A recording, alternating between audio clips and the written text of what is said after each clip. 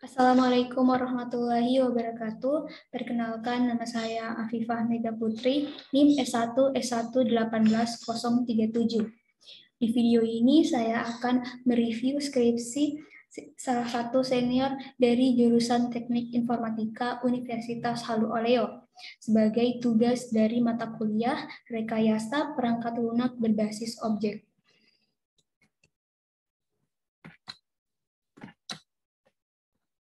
Untuk skripsi yang akan saya review, yaitu skripsi yang dibuat oleh Kak Ningsih dari Angkatan 2016 dengan NIM S1 S1 16063. Untuk judul skripsinya, yaitu penerapan metode Classification and Regression Tree atau CART pada sistem prediksi masa studi mahasiswa, di mana studi kasusnya ini di jurusan Teknik Informatika Universitas Halu Oleo. Baik, langsung saja ke latar belakang. Jadi, penelitian ini dilatar belakangi oleh permasalahan yang masih sering terjadi pada beberapa perguruan tinggi, yaitu masih banyak jumlah mahasiswa yang lulus dengan masa studi melampaui waktu yang telah ditetapkan. Hal ini tentunya dapat mempengaruhi mutu lulusan perguruan tinggi, sehingga penting bagi program studi untuk mengetahui mahasiswa mana saja yang memiliki kemungkinan lulus tidak tepat waktu agar dapat diberikan penanganan lebih lanjut. Selama ini, di jurusan Teknik Informatika Universitas Halu Oleo belum memiliki model klasifikasi lama studi mahasiswa yang dapat digunakan sebagai prediksi jumlah lulus tepat waktu. Padahal data mahasiswa sangat berlimpah. Hanya saja data-data tersebut belum dimanfaatkan untuk dianalisis lebih jauh. Untuk itu diperlukan adanya prediksi lama studi mahasiswa. Salah satu cara untuk dapat memprediksi lama studi mahasiswa adalah dengan membangun model klasifikasi. Pada penelitian ini digunakanlah algoritma CART atau Classification and Regression Tree, yaitu metode dari salah satu teknik eksplorasi data, yaitu teknik pohon keputusan. CART menghasilkan suatu pohon klasifikasi jika berubah responnya kategori dan menghasilkan pohon regresi jika berubah responnya kontinu. Nilai tingkat kesalahan yang paling kecil pada pohon klasifikasi yang dihasilkan akan cenderung membuat pohon ini digunakan untuk memperkirakan respon. Prinsip dari metode pohon klasifikasi ini adalah memilah seluruh amatan menjadi 2 gugus amatan dan memilah kembali gugus amatan berikutnya hingga diperoleh jumlah amatan minimum pada tiap-tiap gugusan amatan berikutnya.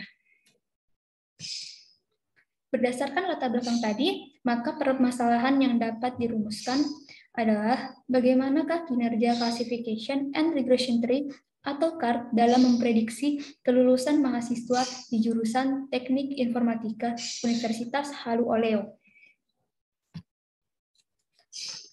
Adapun batasan masalah untuk penelitian ini, yang pertama, data mahasiswa yang dianalisis adalah data mahasiswa angkatan 2016, Teknik Informatika Universitas Halu Oleo, dengan data latih, yaitu data mahasiswa alumni angkatan 2007 hingga 2012. Yang kedua, atribut yang digunakan, yaitu nama, NIM, IPS, IPK, SKS, pekerjaan, ekonomi, organisasi, teman, dan layanan kampus.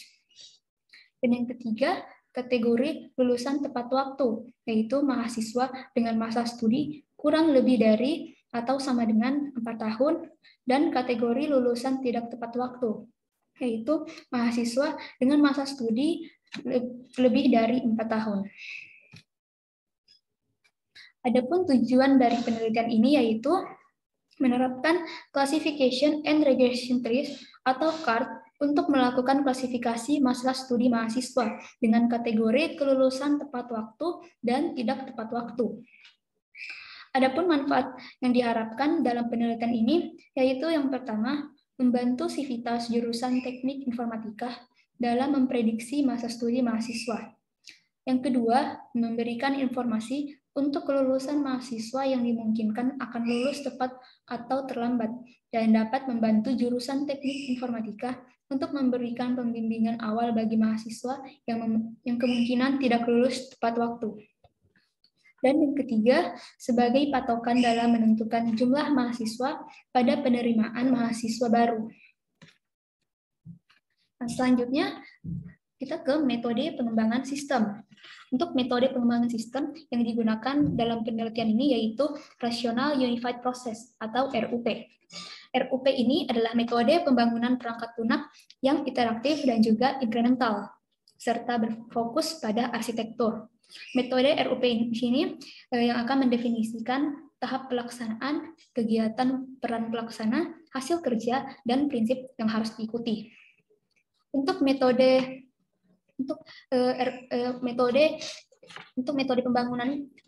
pembangunannya di sini ada 4 tahap. Yang pertama, inception. Tahap inception di sini akan yaitu tahap untuk mengidentifikasi ruang lingkup sistem yang akan dibuat, seperti manfaat dan tujuan pembuatan aplikasi serta batasan masalah yang akan diterapkan. Lalu yang kedua ada elaboration. Itu tahap untuk melakukan desain secara lengkap. Sini proses yang dilakukan yaitu mendesain UML system seperti use case diagram, activity diagram, class diagram, dan sequence diagram dari perangkat lunak yang akan dibuat, serta desain antarmuka aplikasi yang akan dibuat. Lalu tahap yang ketiga yaitu construction, yaitu tahap untuk membuat interface aplikasi dan juga coding perangkat lunak. Dan yang keempat, transition.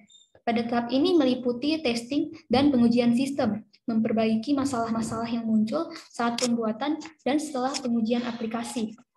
Nah, hal ini dilakukan untuk menjamin kualitas sistem atau aplikasi yang telah dibuat.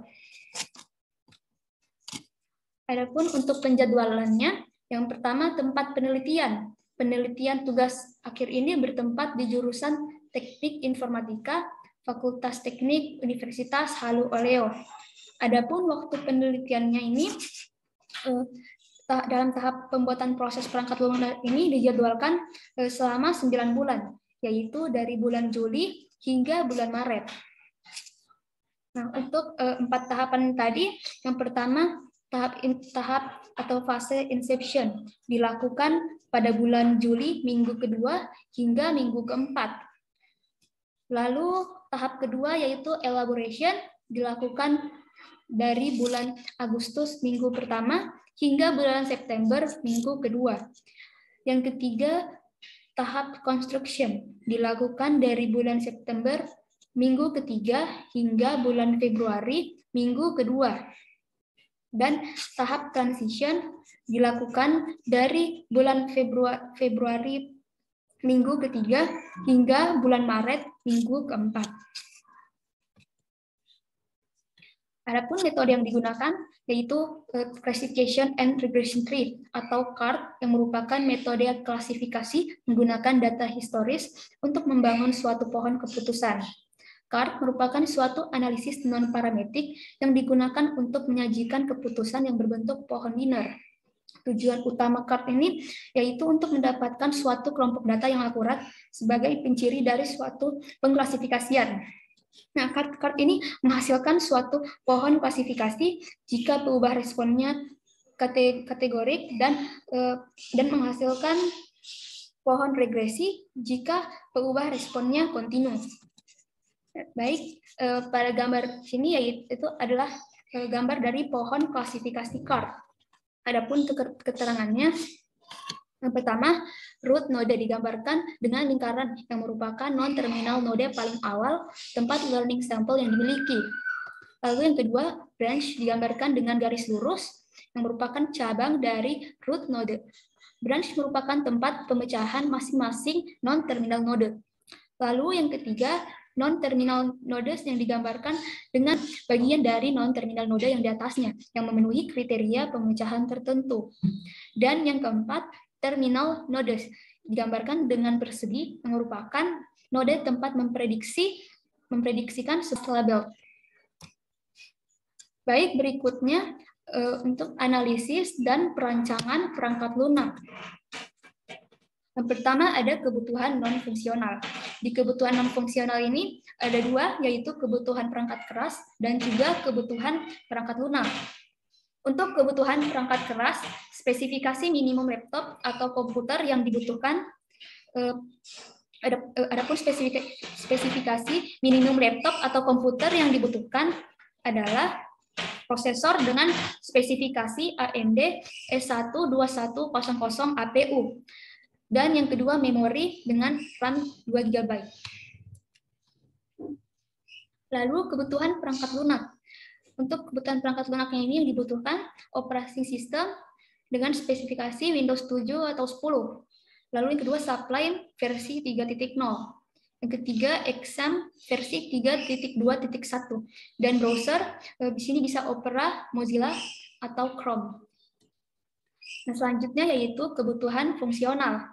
Untuk kebutuhan fungsional ini ada dua macam, yaitu flowchart system dan flowchart metode. Untuk flowchart system sini, saya akan jelaskan. Jadi user akan memulai dengan login. Nah, di login ini user akan memasukkan data username dan juga password. Apabila datanya valid, maka akan langsung ke halaman home. Sedangkan apabila datanya tidak valid, maka akan kembali ke menu login.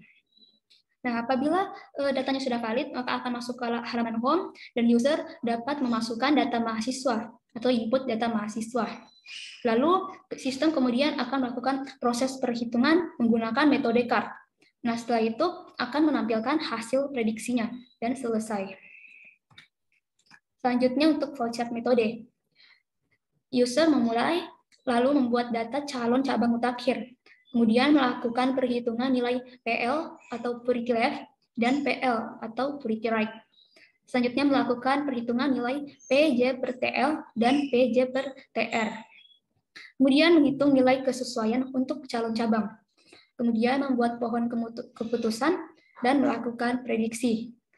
Dan selesai.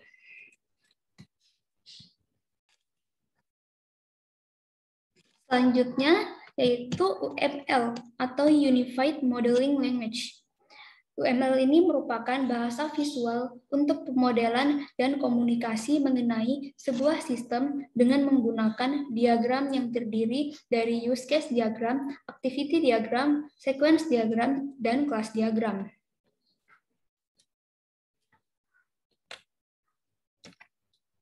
Yang pertama, use case diagram. Use case diagram ini menjelaskan apa dan siapa saja yang berinteraksi dengan sistem. Contohnya di sini adalah dosen sebagai user. Dosen melakukan login, kemudian dapat mengolah data mahasiswa dan melihat prediksi masa studi. Activity diagram. Activity diagram ini menjelaskan tentang aktivitas apa saja yang terjadi dalam sebuah sistem. Yang pertama ada activity diagram login. Nah, di sini pada diagram ini dimulai dengan user yang mengisi username dan password. Kemudian sistem akan melakukan pengecekan username dan password. Apabila sesuai, maka user dapat menjalankan sistem. Sedangkan apabila data yang dimasukkan itu gagal atau tidak valid, maka akan kembali menampilkan form login. Nah, apabila sudah berhasil, maka akan menampilkan menu utamanya atau halaman beranda. Lalu yang kedua, activity diagram input data.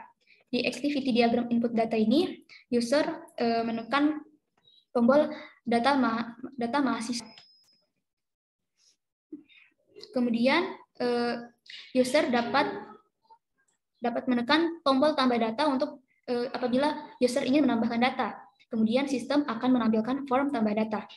Lalu user mengisi form tambah data dan sistem kemudian menyimpan data yang telah ditambahkan, lalu menampilkan data. Yang ketiga, activity diagram prediksi. Pada diagram ini dimulai dari user yang masuk ke halaman utama, kemudian menekan tombol prediksi.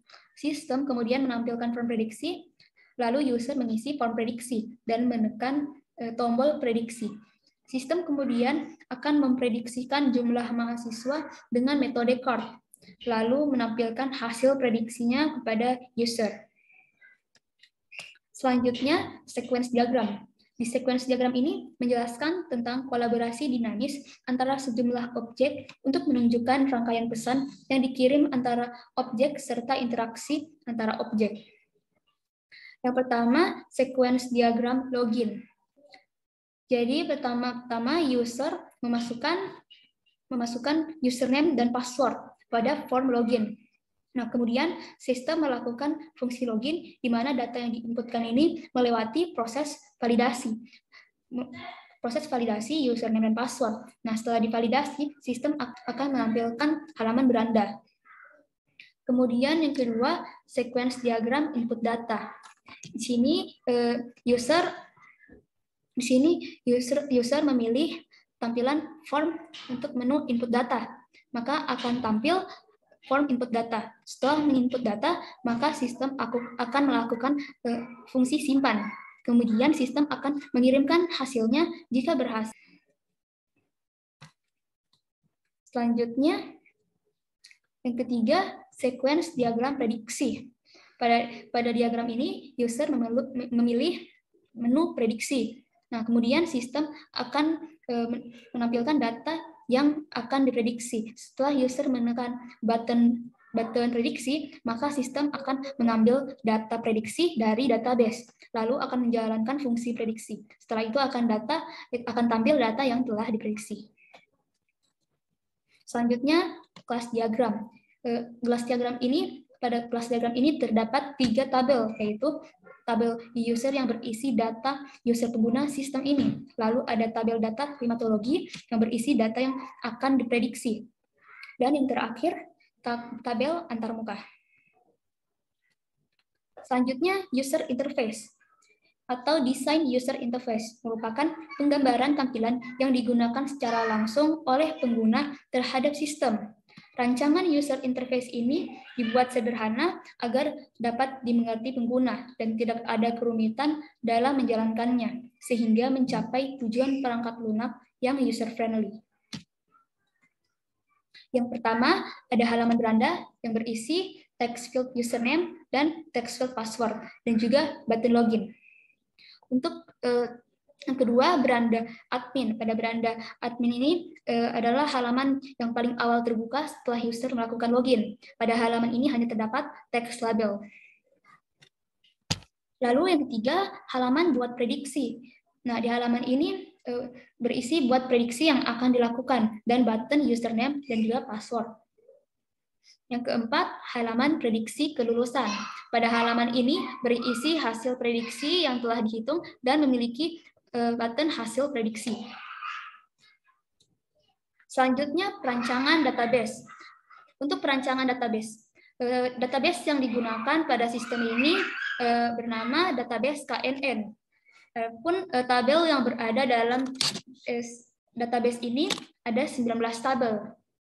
Yang pertama ada data testing finish, lalu data uji finish, data uji sementara, data uji literasi, log, isi cabang, data uji 2, data uji tidak tepat, data cabang sementara, user, KKN data testing tidak tepat, data cabang testing, isi cabang testing, data cabang, user profile, data testing proses, data testing normalized, dan data testing. Contohnya di sini saya jelaskan pada tabel data testing finish terdapat beberapa atribut. Nah, atribut-atributnya ini yaitu data ID dengan tipe integer. Lalu ada data name, tipenya varchar, data name tipe varchar, data IPS tipe double, data IPK tipe double, data SKS tipe double, data JK tipe varchar, pekerjaan tipe integer, ekonomi tipe integer, organisasi tipe integer, teman tipe integer, dan layanan tipe integer. Adapun data ID ini adalah primary key pada data testing finish yang memiliki lambang kunci di sebelah sini. Nah, primary key ini adalah field atau yaitu kunci utama yang bersifat unik pada suatu tabel, yang berarti isinya ini tidak boleh sama dengan tabel lainnya. Baik, selanjutnya pengujian black box.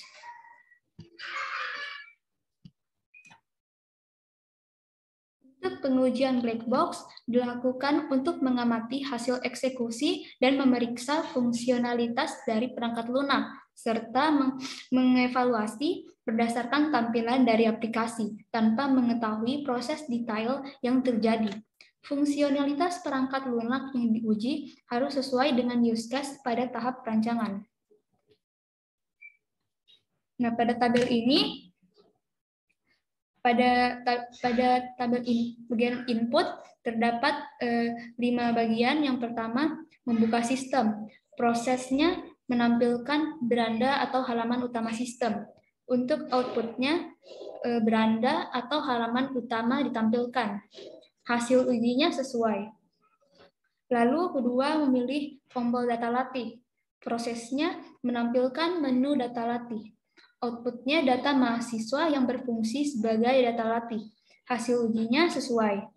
Kemudian yang ketiga, memilih tombol data uji.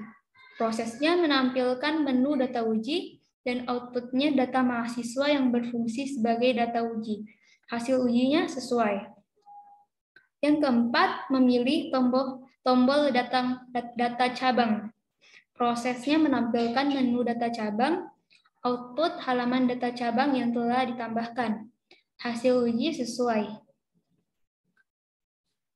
Yang kelima, memilih tombol hasil prediksi.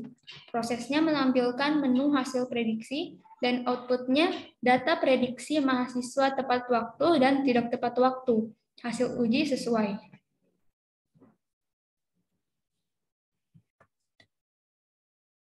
Selanjutnya, saya akan mendemokan sistem prediksi masa studi mahasiswa. Pertama, kita buka Google Chrome, lalu buka Exam dan menjalankan Apache dan MySQL. Kemudian kita masuk ke sistem.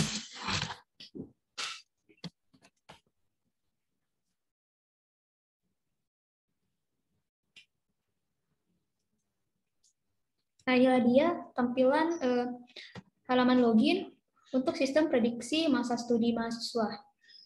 Kalau user belum punya akun, jadi harus register terlebih dahulu. Kalau sudah, langsung masukkan username dan passwordnya.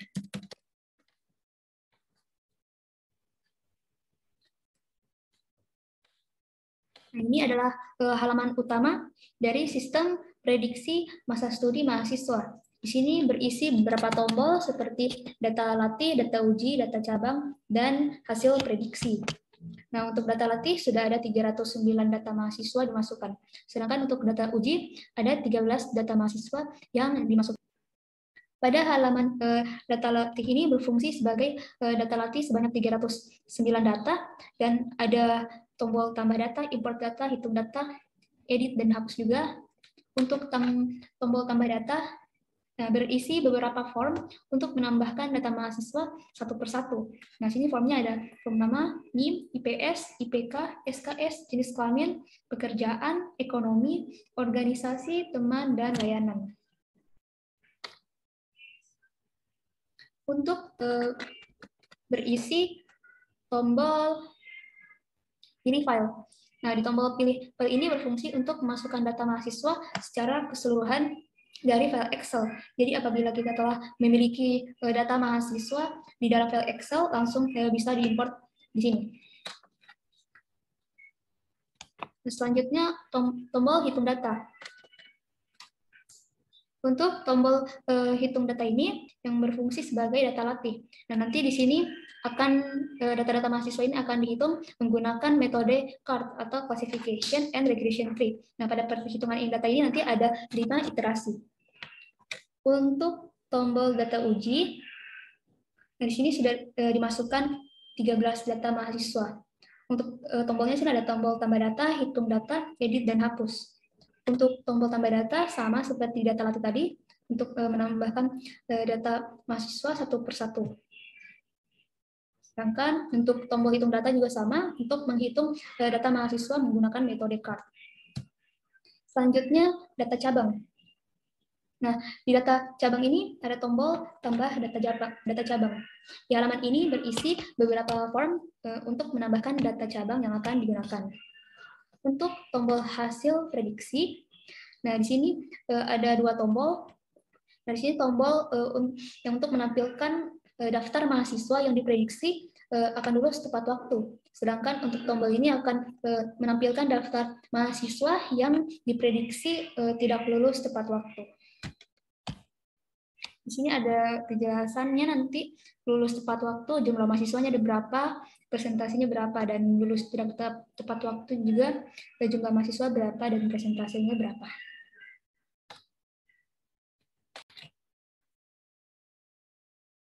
Yang terakhir, kesimpulan. Jadi berdasarkan hasil penelitian yang telah dilakukan mengenai metode classification and regression tree atau CART pada sistem prediksi masa studi mahasiswa, maka diperoleh kesimpulan sebagai berikut. Yang pertama, metode classification and regression tree atau CART dapat diterapkan dalam sistem prediksi masa studi mahasiswa. Classification and regression tree akan menghitung setiap data di dalam database dan mengklasifikasinya menjadi kelulusan tepat waktu dan tidak tepat waktu. Yang kedua, dari hasil pengujian akurasi menghasilkan nilai akurasi data keseluruhan mahasiswa angkatan 2007 hingga 2012 sebesar 88,99% dan nilai akurasi data uji sebesar 92,30%.